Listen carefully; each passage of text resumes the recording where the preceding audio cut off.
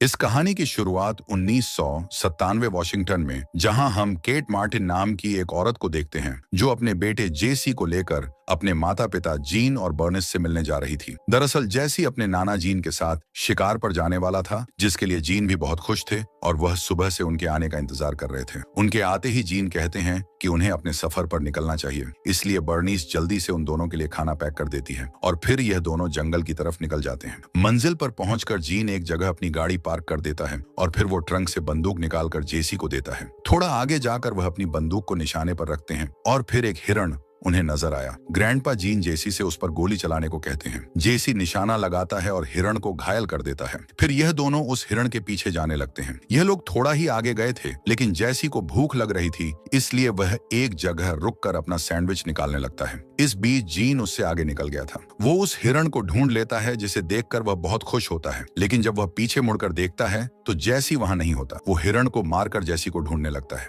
इस बीच हम जेसी को देखते हैं, जिसे झाड़ियों में कोई चीज दिखती है। वो उसे अपना सैंडविच देता है, लेकिन वह चीज वहां से भाग जाती है, इसलिए जेसी उसके पीछे जाने लगता है। भागते भागते वह एक ऐसी जगह पहुंचता है जहां एक अजीब सीढ़ी होती है। आसपास ना कोई घर था, ना कोई आबादी, और ऐसी किसी चीज का वहां होना बहुत ही हैरान कर देने वाला था। जंगल के बीचों बीच होने के बावजूद ये सीढ़ियां बिल्कुल नई लग रही थी, जैसे किसी ने अभी हाल ही में इन्हें यहाँ लगाया हो। ये देखकर जेसी की जिज्ञासा और भी बढ़ जाती है और वह उन सीढ़ियों पर चढ़ने लगता है। उधर जीन परेशानी में जेसी को ढूंढ रहा था। रास्ते में उसे जेसी का बैग मिलता है, जिसे देखकर वह और भी घबरा जाता है, क्योंकि आसपास देखने पर भी जेसी वहां नहीं था। ये जंगल है, कुछ भी हो सकता है, और जेसी एक बच्चा है। दूसरी तरफ जेसी जब उन सीढ़ियों पर था तो उसे वही जानवर फिर से दिखता है जो उसे थोड़ी देर पहले दिखा था, लेकिन वह कोई आम जानवर नहीं था। इसीलिए जेसी डर कर नीचे उतर आता है और तभी अचानक कुछ अजीब से हाथ उसे पकड़ लेते हैं। जेसी की चीख की आवाज उसके दादा जीन ने भी सुन ली थी, तो वह जल्दी से उसे बचाने के लिए भागता है। उसे भी अपने सामने वही रहस्यमयी सीढ़ियां दिखाई देती हैं, लेकिन जेसी वहां नहीं था। तभी सीढ़ियों के पीछे से जेसी चिल्लाकर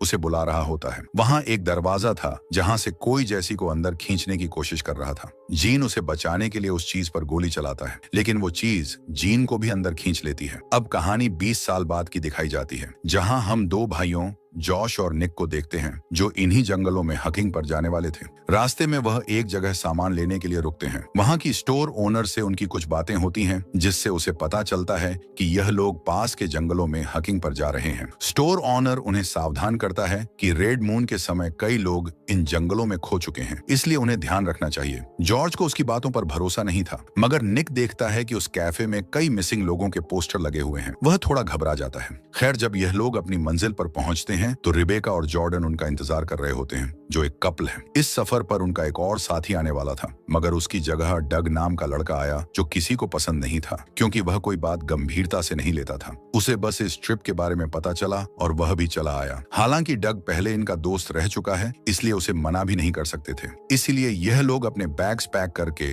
जंगल की तरफ अपना सफर शुरू कर देते हैं। 5 घंटे चलने के बाद सब थक गए थे, लेकिन रेबेका बताती है कि अभी तो वह आधा रास्ता भी नहीं चले हैं, इसीलिए वह रुककर आराम नहीं कर सकते। लेकिन थोड़ा और दूर जाने के बाद सब आराम करने का फैसला करते हैं, क्योंकि निक बहुत थक चुका था। तब जोश जब निक का बैग उठाने में मदद करता है तो उसे अंदाजा होता है कि निक ने जरूरत से ज्यादा सामान बैग में भर लिया है। सब उसका मजाक उड़ाते हैं और उसे सलाह देते हैं कि एक्स्ट्रा सामान वहीं छोड़ दें। जॉश अपने भाई की मदद करता है। थोड़ा आगे जाने पर उन्हें एक झोपड़ी मिलती है। ये देखकर वह थोड़े हैरान होते हैं कि आखिर ये किसने बनाई होगी, लेकिन लड़कियों को यह जगह कुछ ठीक नहीं लगती, इसलिए वह आगे बढ़ने का फैसला करते हैं। आगे जाकर जब रेबेका अपनी शूलेस बांधने के लिए रुकती है तो बाकी सब थोड़ा आगे निकल जाते हैं। तभी रहस्यमय एक डरावनी सी औरत वहां आ जाती है। वो सीधे रेबेका की तरफ बढ़ रही थी। रेबेका ने जब उसके घायल पैर देखे तो डर के मारे अपना सिर उठाती है, लेकिन उस औरत का चेहरा तो और भी ज्यादा भयानक था और वह अजीब सी आवाजें भी निकाल रही थी।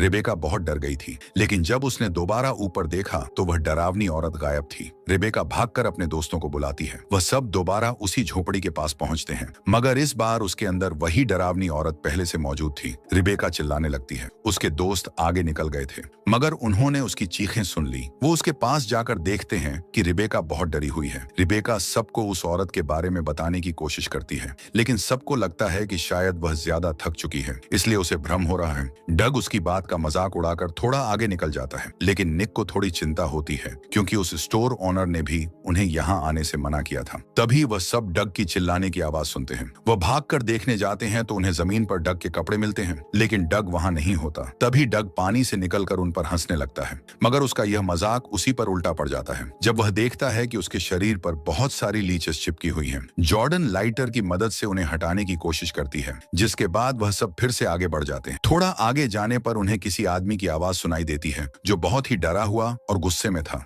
वो आदमी किसी से बात कर रहा था। दरअसल ये वही औरत थी जिसे रिबेका ने देखा था। वह औरत सिर झुकाकर उसकी बातें सुन रही थी, जबकि वह आदमी बार बार उससे माफी मांग रहा था। ये लोग उनकी मदद करने जाते हैं, लेकिन तभी इनकी नजर उस आदमी के सिर पर जाती है। उसके सिर में एक बहुत बड़ा और गहरा घाव था। अब इससे पहले कि वह कुछ समझ पाते, वह आदमी उन्हें वहां से भागने के लिए कहता है। तभी वह औरत भी उन्हें अपना चेहरा दिखाती है। उसके हाथ में एक बच्चा भी था जो काफी देर से रो रहा था। बच्चे की आवाज से तंग आकर वह आदमी अपनी बंदूक निकालकर खुद पर गोली चला देता है, लेकिन वह आदमी अब भी जिंदा था। उस डरावनी औरत को देखकर रिबेका फिर से रोने लगती है। यह सब उनके लिए काफी डरावना था। तब वह औरत अपने बच्चे को एक हाथ में उठा लेती है। यह देखकर सारे दोस्त डर जाते हैं क्योंकि यह कोई इंसानी बच्चा नहीं था बल्कि कोई जीव था। सब लोग बौखला जाते हैं। तब वह आदमी उन्हें बंदूक दिखाकर वहां से भागने के लिए कहता है और यह लोग वहां से निकल जाते हैं। इस हड़बड़ी में जॉर्ज से निक का पैक वहीं रह जाता है। अब यह सब एक जगह रुककर सोचते हैं कि उन्हें आगे क्या करना चाहिए। निक कहता है कि उन्हें वापस लौट जाना चाहिए, लेकिन जॉर्डन कहती है कि कुछ ही देर में रात हो जाएगी और उनके पास वापस लौटने का समय नहीं है, इसलिए उन्हें रात यहीं गुजारनी होगी। निक बहुत डरा और परेशान था, इसलिए वह सब पर चिल्लाता है, मगर जोश उसे शांत करने की कोशिश करता है। यह इलाका आबादी से काफी दूर था और पार्क रेंजर्स से भी इनका संपर्क नहीं हो सकता था, इसलिए मजबूरन इन लोगों को यहीं रात गुजारनी पड़ी। उसी समय डग एक खास तरह की मशरूम वाली ड्रिंक पी लेता है जिसे वह नशे की तरह इस्तेमाल कर रहा था। साफ दिख रहा था कि उसके दिमाग पर इस मशरूम का असर हो रहा है।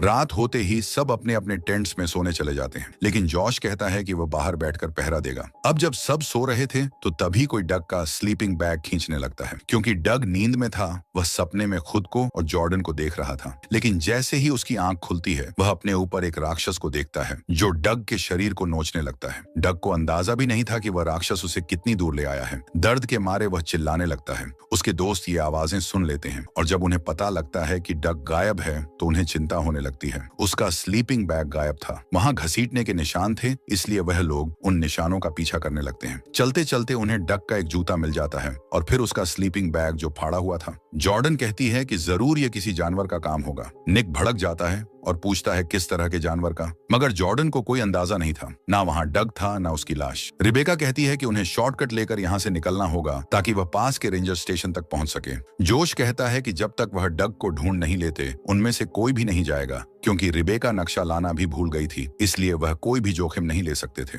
तभी उन्हें थोड़ी दूरी पर एक रोशनी दिखाई देती है। उन्हें लगता है कि शायद वह डग होगा, इसलिए वह सब उस रोशनी की तरफ बढ़ते हैं। लेकिन वहां पहुंचकर उन्हें वही रहस्यमयी सीढ़ियां दिखाई देती हैं जिन्हें हमने कहानी की शुरुआत में देखा था। अब इस बात का जवाब किसी के पास भी नहीं था कि आखिर उनमें लगी लाइट्स कैसे जल रही थी। खैर, जोश उन सीढ़ियों पर चढ़ जाता है, लेकिन निक उसे नीचे आने के लिए कहता है। वह सब हैरान जरूर थे, मगर उन्हें अपने दोस्त को ढूंढना था। तभी जॉश को सीढ़ियों के पीछे एक दरवाजा नजर आता है और उसे अंदर किसी की आवाज भी सुनाई देती है। उन्हें लगा कि शायद यह डग होगा, इसलिए वह अंदर जाने का फैसला करते हैं। जोश जोर लगाकर दरवाजा खोलता है, लेकिन जैसे ही उसने अंदर कदम रखा वह सीढ़ियों से फिसलकर नीचे गिर जाता है, जिस वजह से उसका पैर भी जख्मी हो जाता है। निक उसकी मदद करने के लिए नीचे जाता है। वो देखते हैं कि यह जगह बहुत बड़ी है, जिसे देखकर वह दोनों हैरान रह जाते हैं, क्योंकि यह एक अंडरग्राउंड फैसिलिटी थी। दोनों लड़कियां उन्हें ऊपर आने के लिए कहती हैं, लेकिन तभी उन्हें फिर से किसी के चिल्लाने की आवाज सुनाई देती है, इसलिए यह लोग उस आवाज का पीछा करते हैं। थोड़ा आगे जाने पर उन्हें एक बच्चा मिलता है जो डर के मारे एक कोने में बैठा हुआ था। यह बच्चा और कोई नहीं बल्कि जैसी था, जो आज से 20 साल पहले गायब हो चुका था। जैसी कहता है कि उन्हें यहाँ से निकलना होगा,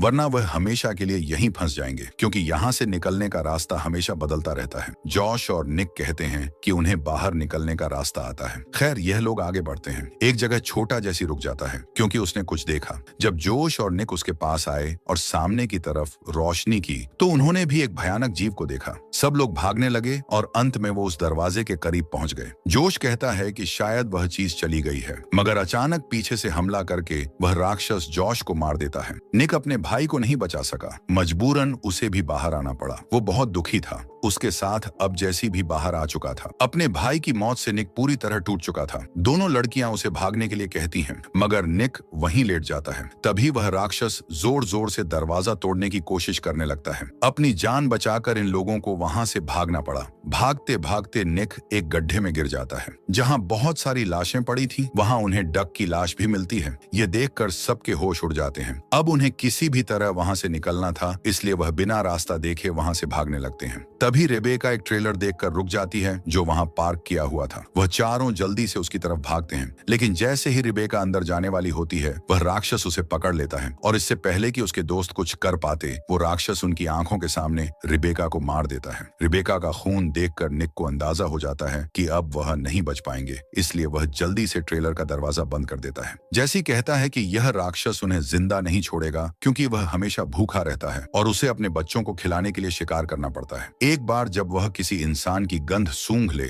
तो उसे मारकर ही छोड़ता है। निक जैसी से पूछता है कि वह जिंदा कैसे बचा, लेकिन इससे पहले कि वह कुछ बता पाए, वो राक्षस जोर जोर से ट्रेलर को हिलाने लगता है। ये लोग डरे हुए थे, उन्हें अपनी मौत सामने नजर आ रही थी। उन्हें जल्द ही कुछ करना होगा, वरना यह राक्षस उन्हें भी मार डालेगा। तभी निक अपने भाई की मौत पर रोने लगता है। वह कहता है, मैं अपने भाई को बचा नहीं पाया, कायरों की तरह बस देखता रहा और अपनी जान की परवाह करता रहा। शायद मैं उसे बचा सकता था, क्योंकि उसने हमेशा मेरा साथ दिया है। जॉर्डन उसे समझाती है, इसमें तुम्हारी कोई गलती नहीं थी, तुम अब भी हमें बचा सकते हो। यह सुनकर निक थोड़ा शांत हो जाता है। जब वह लोग बात कर रहे थे, तभी जैसी उन्हें अपना नाम बताता है और तब निक को अंदाजा होता है कि जैसी वही लड़का है जो आज से 20 साल पहले गायब हो गया था, क्योंकि निक जैसी के साथ स्कूल में पढ़ता था। यह सब सुनकर उन्हें यकीन नहीं होता, क्योंकि निक तो बड़ा हो चुका है, मगर जैसी की उम्र अब भी वैसी ही है। तब जिसे बताता है कि जब वह उस लाल दरवाजे के पार गया तो उसे ऐसा महसूस हुआ जैसे वह किसी और डायमेंशन में आ गया हो।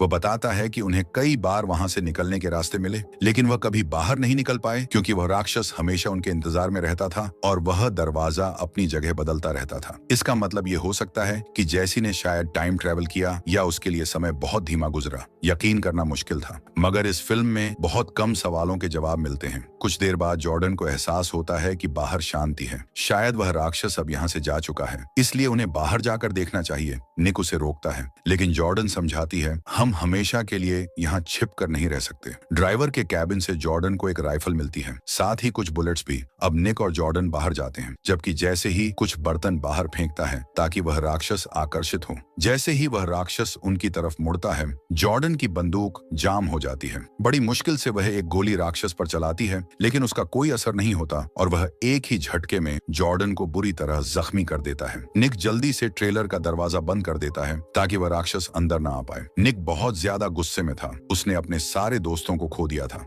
अब उसे राक्षस से बदला लेना था। वह एक गैस सिलेंडर और लाइटर उठाता है और जैसी से कहता है कि उसके बाहर जाने के बाद वह दरवाजा बंद कर दे। वह बाहर जाकर उस गैस कैन को दूर फेंकता है, जिससे वह राक्षस उसकी ओर आकर्षित हो जाता है और जैसे ही वह पास आता है, निक उसकी तरफ लाइटर फेंकता है, जिससे वह राक्षस जलने लगता है। आखिरकार वो राक्षस वहां से भाग जाता है। शायद वह जलकर खत्म भी हो गया हो। निक देखता है कि वह रहस्यमयी सीढ़ियां भी अब जल रही थीं। तभी जैसी उसके पास आकर कहता है कि मुझे घर जाना है और सुबह होते ही हम दोनों को पुलिस के पास देखते हैं, जो उन्हें बचाने आई थी। पुलिस भी यह जानकर हैरान थी कि जैसी वही बच्चा है जो आज से 20 साल पहले गायब हुआ था। तभी जैसी की माँ और नानी उससे मिलने आती हैं। वो लोग एक दूसरे को देखकर हैरान भी थे। काफी कुछ बदल चुका था, मगर जैसी वैसा का वैसा ही था। जैसी अपनी माँ से माफी मांगता है। असल में जैसी के साथ उसका ग्रैंडपा भी उस डायमेंशन में चला गया था, मगर वह बच नहीं सका। पुलिस की पूछताछ के बाद निक को छोड़ दिया जाता है और फिल्म के अंत में हम दोनों दोस्तों को एक साथ देखते हैं, जो अब धीरे धीरे रिकवर हो रहे हैं, और यहीं पर फिल्म का अंत होता है।